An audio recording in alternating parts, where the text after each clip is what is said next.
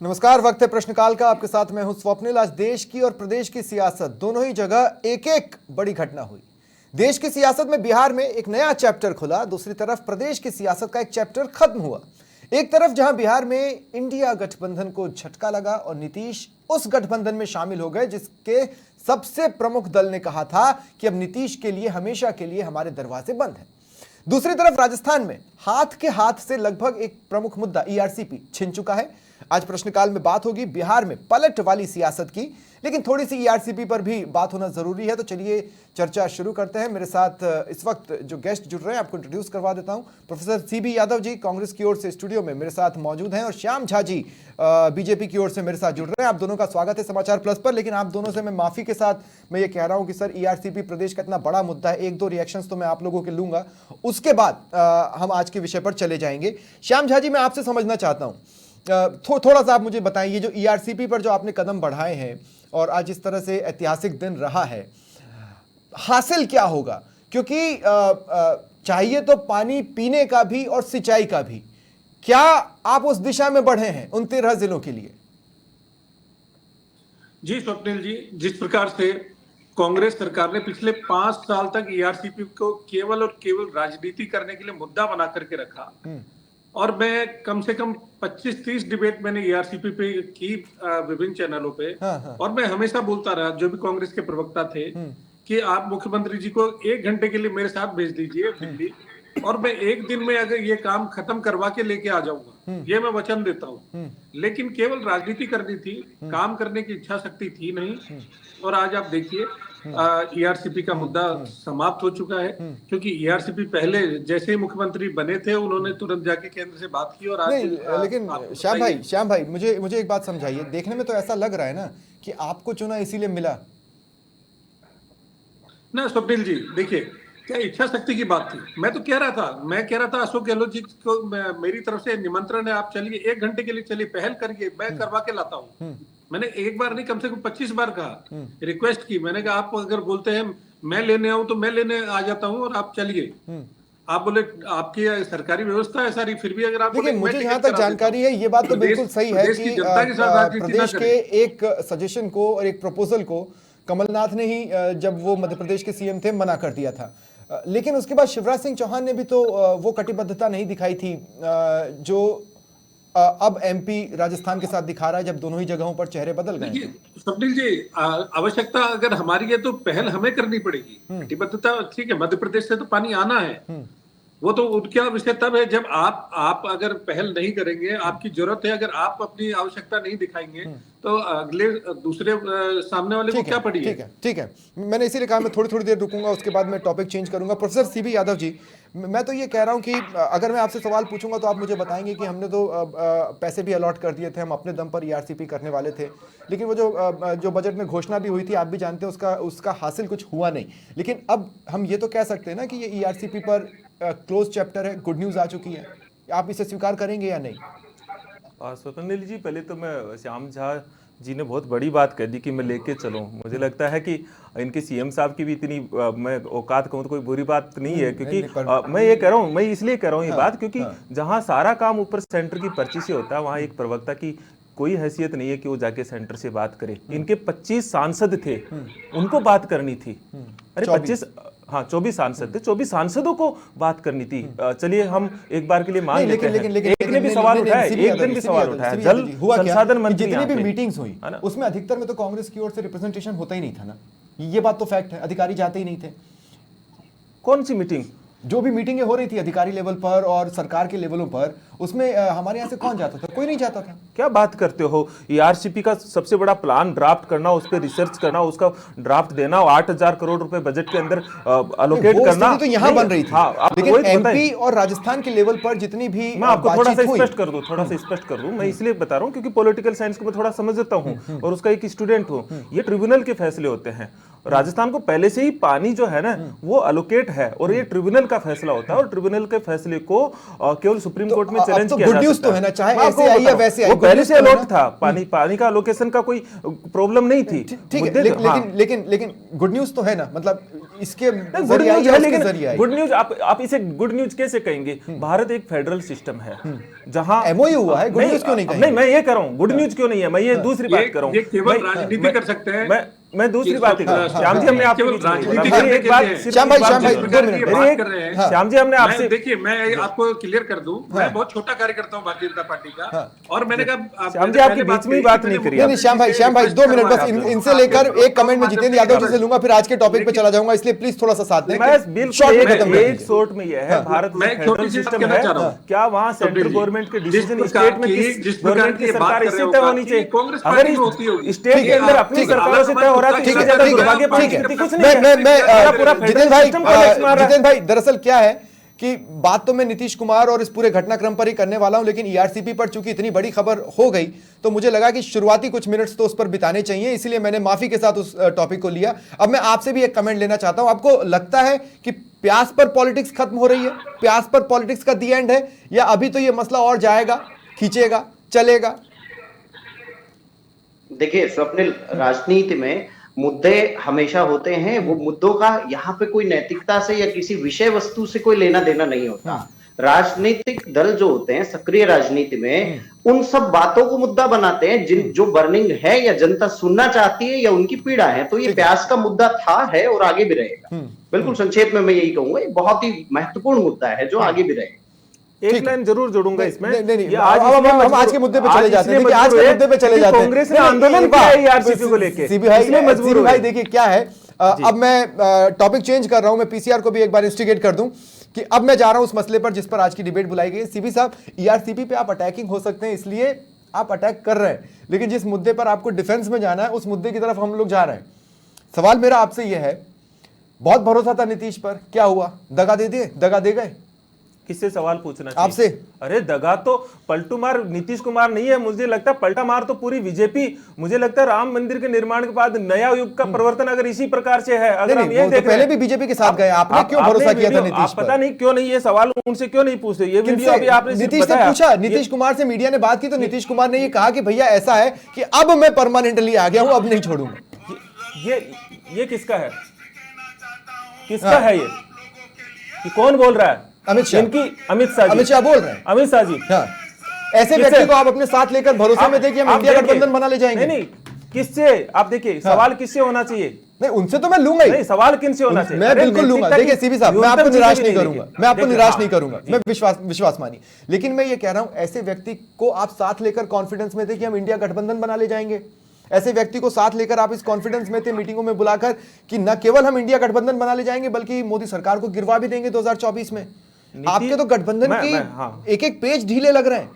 हाँ, अब आप, यही तो प्रॉब्लम है, मैं आपको यही चीज बता रहा हूँ। कांग्रेस पार्टी सिर्फ एक पार्टी की लड़ाई नहीं लड़ रही है, एक विचारधारा की लड़ाई लड़ रही है। और ये लड़ाई आज से नहीं लड़ रही, पुराने समय से लड़ रही है विचारधारा की लड़ाई। और आज भी जब विचारधारा की लड़ाई पे इतने अडिग है, राहुल गांधी जी और पूरी कांग्रेस पार्टी उस पर अडिग है। इस यात्रा में, इस लड़ाई में, संघर्ष में जो साथ राहुल आते हैं, गांधी भारत जोड़ो में इन दलों को क्यों नहीं जोड़ पा रहे? जो इस यात्रा में आपको हमसे उम्मीद थी, हम भी छिटक गई। नीतीश कुमार कौन है? नहीं, बिहार में क्या क्या नहीं छिटका आपसे, हम भी छिटक गया। किशन कुमार पटनायक के शिष्य हैं। एक गुण आप सोचिए, नीतीश कुमार समाजवादी आंदोलन से निकले हुए हैं, अपने आप को समाजवादी कहते हैं और अपने आप को डेमोक्रेटिक कहते हैं। नीतीश कुमार के साथ गठबंधन में शामिल होने में कांग्रेस पार्टी को और तमाम गठबंधन सहयोगियों को क्या प्रॉब्लम थी? अच्छा, नहीं तो कहां दिक्कत थी? नहीं तो क्या कहां कहा दिक्कत थी? आपने उनको सारी असहज पहल किया? वहां से आपने आके उनको कहा, कहा मेरी असहज आत्मा किया? बदल गई है। बसपा ये नीतीश कह रही है कुमार ने आपके कहा, साथ जाने का मैं नुकसान मर है, जाऊंगा, इसलिए हम नहीं जाएंगे। मैं मर जाऊंगा, आपने लेकिन कैसे कभी असहज बीजेपी किया? में नहीं सवाल यह है जाऊंगा। कि क्या कांग्रेस के साथ आने के नाम पर वो असहज हुए, उन्हें भविष्य नहीं दिखा? हम तो संवैधानिक मूल्यों और लोकतंत्र को बचाने की लड़ाई लड़ रहे हैं। नहीं, आप लड़िए, लेकिन नहीं है। आप में अगर दम दिख रहा होता तो वो आपके साथ रुके रहते। दम, अरे आप कुछ फैक्ट देखो ना, आप देखिए दम क्या होगा। ये तो जितेंद्र यादव जी कुछ जोड़ना चाह रहे हैं, जितेंद्र यादव जी कुछ जोड़ना चाह रहे हैं। सिंपल दो फैक्ट दे। जी, ये सारा खेल वित्त मंत्री नीतीश कुमार पे कोई ईडी की कार्रवाई नहीं है। नीतीश कुमार पे कोई ईडी की कार्रवाई नहीं है। वित्त मंत्री विजय कुमार चौधरी इनके वित्त मंत्री थे, ठीक, इनके वित्त मंत्री थे। अरे वो अपने अब वो 5 साल होंगे तो आप बताएंगे ना इनके एमएलसी। मैं एक अलग नजरिया रखता हूँ। हाँ, जितेंद्र भाई। इसमें यस, मैं सीबी भाई साहब से एक बात निवेदन चाहूंगा इसका। देखिए ये स्वप्निल जी, ये जो आज का घटनाक्रम नीतीश जी वाला और गठबंधनों का ये जो मुद्दा है ना, इसमें एक बड़ा इंटरेस्टिंग फैक्ट बताता हूँ। अब चूंकि हमारे प्रवक्ता के नाते सीबी भाई साहब यहाँ बोल रहे हैं, तो मैं उन्हीं से याद दिलाता हूँ। ये घटना के पीछे आपने जो सवाल किया स्वप्निल जी कि क्या उन्हें असुरक्षित लग रहा था कांग्रेस के साथ, हाँ बिल्कुल मैं सहमत हूँ आपकी इस बात से। क्यों?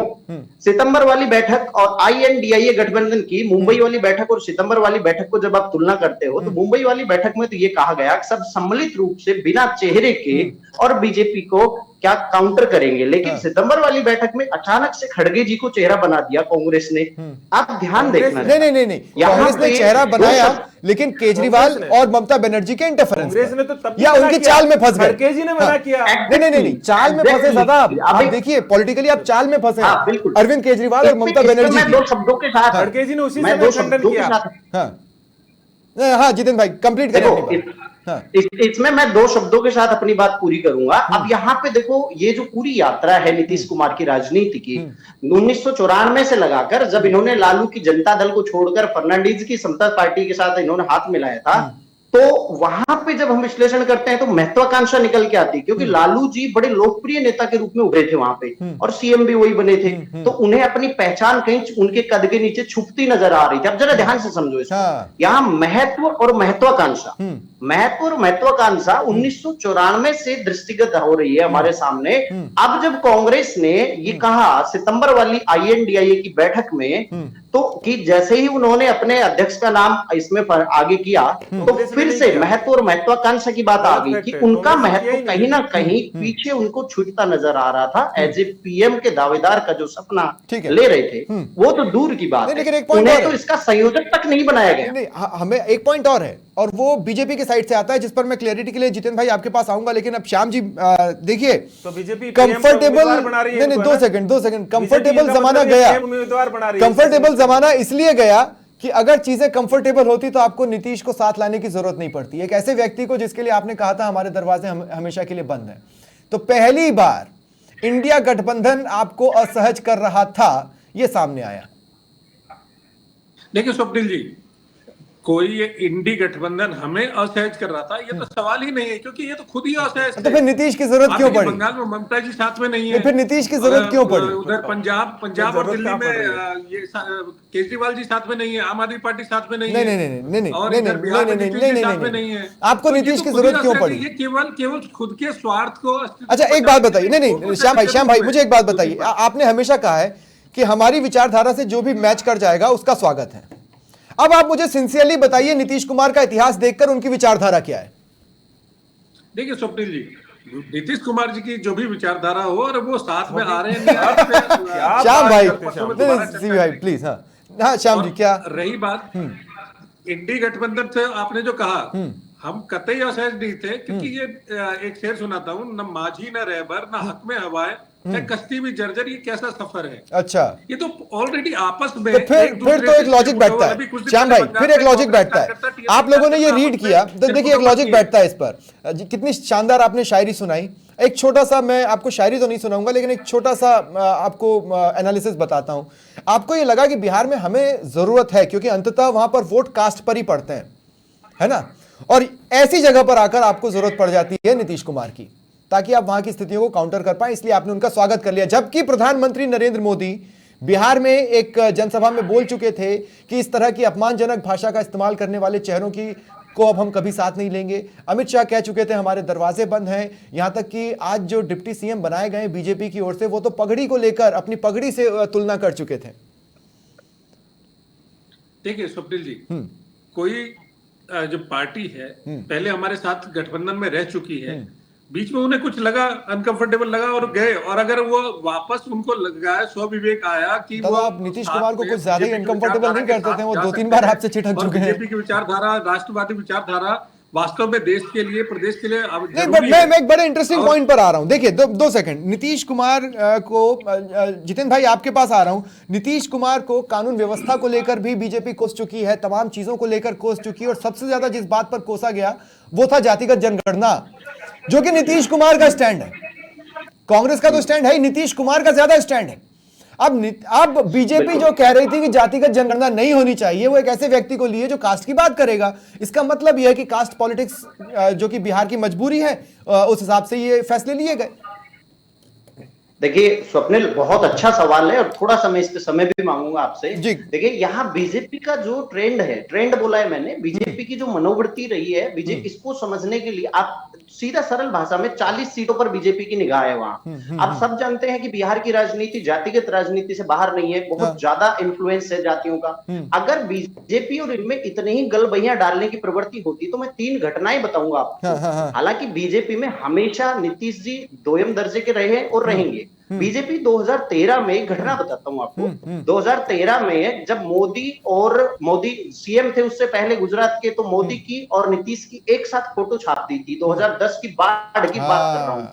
उसमें उस एक साथ फोटो छापी, 5 करोड़ रुपए जो दिए गए थे बजट का वहां पे बाढ़ पीड़ितों के लिए, तो नीतीश वहां तुरंत उससे नाराज हो गए और अलग हो गए। वहां रीजन था, बीजेपी प्रोजेक्ट कर रही थी मोदी को, और यहाँ सेकुलर छवि को बचाने की कोशिश कर रहे थे नीतीश जी पूरी। तो वहां से इन दोनों के दिल तो कभी मिल ही नहीं सकते। 2015 के गठबंधन की बात कर लो, एनडीए की, वहां भी दिक्कत हुई। 2022 में बीजेपी, नीतीश ने कहा कि बीजेपी धोखेबाज है, लेकिन सच ये था कि बीजेपी ने केंद्र में इन्हें मंत्रिमंडल में जगह नहीं दी। अब इन दोनों का चाल चरित्र देखते हैं ना, तो बीजेपी कतई दूध धुली नहीं है। बीजेपी का आजकल जो प्रवृत्ति हम देख रहे हैं, राजनीति का विद्यार्थी होने के नाते, उनका सीधी दृष्टि आगे होने वाले इलेक्शन पर 40 सीटों पर है। एक बात, क्योंकि बीजेपी में केंद्रीकरण की प्रवृत्ति तेजी से बढ़ती मैं देख रहा हूं। दूसरी बात, वहां पे कुशवाहा 4.21, ब्राह्मण 3.66% जनसंख्या और राजपूत 3.45 के साथ काफी बड़ा इन्फ्लुएंस है वहां की राजनीति में। तो ये जातिगत जो समीकरण, जातिगत जनगणना उन्होंने क्यों करवाई थी, उसका रीजन था कि यादव 14.27, धारी, रविदास, बहुत सारी जातियां हैं, राइट। लेकिन अब बीजेपी ये पके पकाए भोजन को लेने और भुनाने की कोशिश में शायद उनका स्वागत कर रही है। नहीं तो देखा जाए तो क्योंकि बिहार की जो पॉलिटिक्स का सर्वेसर्वा है, अंततोगत्वा सत्य मोदी ये और है नीतीश दोनों कि विपरीत चाहे विचारधारा लाख के चीजें हो जाएं, लेकिन जब वोट पड़ता है तो वो कास्ट के आसपास पड़ता है बिहार में, और ये सबसे बड़ा फैक्ट है। लेकिन सीबी यादव साहब, एक बात और ऐड करूंगा मैं बीच में, एक बात शॉर्ट में और, बोलिए, शॉर्ट में बोलिए। प्रवक्ता ने कहा कि हमारी और उनकी विचारधारा मिलती है। भाई साहब, बीजेपी की कोई विचारधारा ही नहीं है, बीजेपी विचारधारा मुक्त। मैं तो ये कहूंगा कि ये अभी जो हो रहा है, अब इसमें मुझे नहीं बोलना चाहिए वरना मुझ पर भी इल्जाम लग सकते हैं कि आप किसी पार्टी विशेष का बोल रहे हो, लेकिन विचारधारा की बात बीजेपी के साथ तो ना ही करें तो बेहतर होगा। ठीक है, यहाँ ठीक है, आ गई आपकी बात, आ गई। सीबी यादव साहब, मैं आपके पास आ रहा हूं। ममता बनर्जी प्रशासनिक रोड़े अटका रही है बंगाल में, महाराष्ट्र में लोग आपके साथ आने से पहले 10 बार सोच रहे हैं, अभी तक कुछ बात नहीं कर पाए। यूपी में आप लोगों ने साथ नहीं दिया तो अखिलेश यादव और जयंत चौधरी को खुद ही बैठकर अपना समझौता करना पड़ा, और अपनी अपनी सीटें, आपके हिस्से में कुल 11 सीटें उन्होंने छोड़ी हैं। आप उस बातचीत की मेज पर भी नहीं रहे। मैं ये कह रहा हूं, ये किस तरह से चीजें आगे बढ़ रही हैं? आप कैसे कह सकते हैं कि नीतीश का हटना इंडिया गठबंधन के लिए एक बड़ा तगड़ा झटका नहीं है? वो तो दिख रहा है।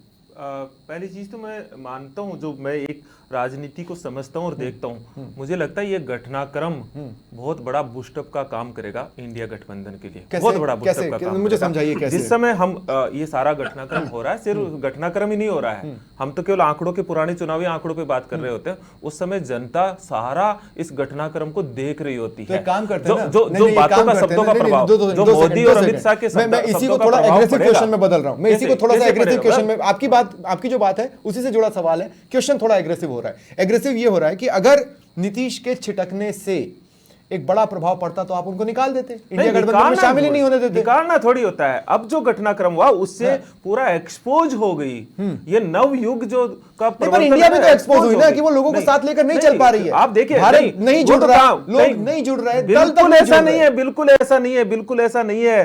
क्योंकि ऐसा होता क्या नीतीश को मैं आपसे पूछता हूँ, क्या नीतीश को जितना इंडिया गठबंधन में सम्मान मिल रहा था क्या उतना सम्मान मिलेगा कभी? नहीं तो फिर वो मिलेगा क्या? मैं वही बता रहा हूँ, आप बताओ ना, मिलेगा क्या? सवाल मिले नहीं, नहीं,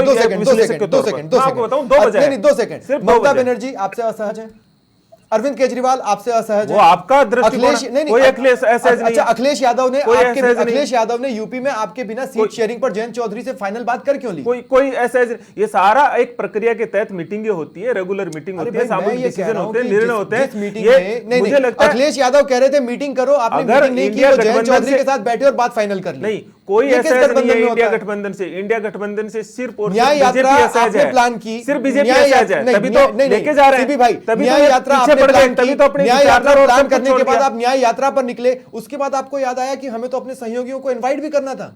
स्वप्निल जी, मैं जो बात कर रहा हूं उस बात को भी तो दर्शकों को और आपको सुनना चाहिए ना। अगर असहज होते स्वप्निल जी तो नीतीश पे इतने डोरे डाल के अपने सारे इतने गुना, मतलब ये इस तरह का चरित्र का आवरण करने की जरूरत कहां थी? असहज थे इंडिया गठबंधन से, असहज है इंडिया गठबंधन से, ये बहुत ज्यादा असहज है। लेकिन ये सारा घटनाक्रम, ये सारा घटनाक्रम है, वो मैं आपसे बता रहा हूं, सारा घटनाक्रम वो आदमी इंडिया गठबंधन के लिए बहुत तरफ बुस्टअप आगे का काम बढ़ना करेगा, जानता है, बहुत बुस्टअप का वो काम आदमी करेगा। जीत की तरफ आगे बढ़ना जानता है, उसको जहां लगा हार सकते वो असहज हुआ और हट गया। अरे मैं आपको बताऊं, राजनीति इतनी इजी नहीं है। जो 400 प्लस का नारा दे रहे थे वो इतना असहज क्यों हो गए? क्यों हो गए? ये तो मैंने श्याम जी से पूछा ही, लेकिन हाँ श्याम भाई मैं आपसे पूछना चाहता हूं, श्याम भाई आप किसी को भी अपने साथ ले लें, हमें उससे कोई आपत्ति नहीं है। उनके पीछे आरोपों का भंडार लगा हो और आप उसको देखें तक नहीं उस तरफ, मुझे आपत्ति नहीं है। लेकिन मैं ये कह रहा हूं, जिस व्यक्ति को आप अपने साथ ले रहे हैं उसका स्थापित पास्ट तो देखें। नीतीश कुमार का स्थापित पास्ट क्या है?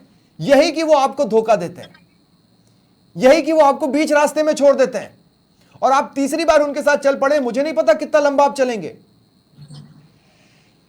देखिए स्वप्निल जी, नीतीश कुमार जी का जो इतिहास रहा है, लेकिन साथ में हमने काम किया है और बिहार की जो राजनीति है, जो एक वो जंगल राज था, उन्हें कोसते वक्त तो आपके शब्द इतने नरम नहीं पड़ते थे श्याम भाई, उन्हें कोसते वक्त तो आपके शब्द इतने नरम नहीं पड़ते थे। देखिए मैं आपको एक चीज बता देता हूँ स्वप्निल जी, स्पष्ट रूप से कि जब उनको लगा कि हम साथ नहीं चल सकते, उनको कहीं कुछ लोभ लुभावन दिए गए और तो गए तो अपनी इच्छा से गए। सीएम को और आए लोभ लुभावन क्या देते थे? दोबारा चुनाव हो जाए। नहीं श्याम भाई एक बात बताइए मुझे सिंसियरली एक बात बताइए। तेजस्वी यादव, आरजेडी, कांग्रेस, ये ऐसा क्या लोक लुभावन देते थे सिटिंग सीएम को जो बीजेपी से नहीं मिल रहा था? देखिए जिस प्रकार के वहां की जाति की राजनीति है बिहार में, और आपको पता है कि भारतीय जनता पार्टी जातिवाद और इस प्रकार की जो चीजें हैं उससे वो नहीं मानती, और नीतीश कुमार मानते हैं, नीतीश कुमार मानते हैं, इसीलिए तो जातिगत जनगणना करवाई। बिल्कुल बिल्कुल वही इन्हीं तो ये सेम विचारधारा कहां हुई? ये तो क्लैश हुआ ना सर, आपस में अलगाव, दो तार टकराएंगे तो चिंगारियां निकलेंगी। बिल्कुल बिल्कुल आप सही कह रहे हैं स्वप्निल जी। इन्हीं कुछ चीजों को लेकर के हम बीच में कहीं ना कहीं मनभेद हुए और वो अलग हो गए।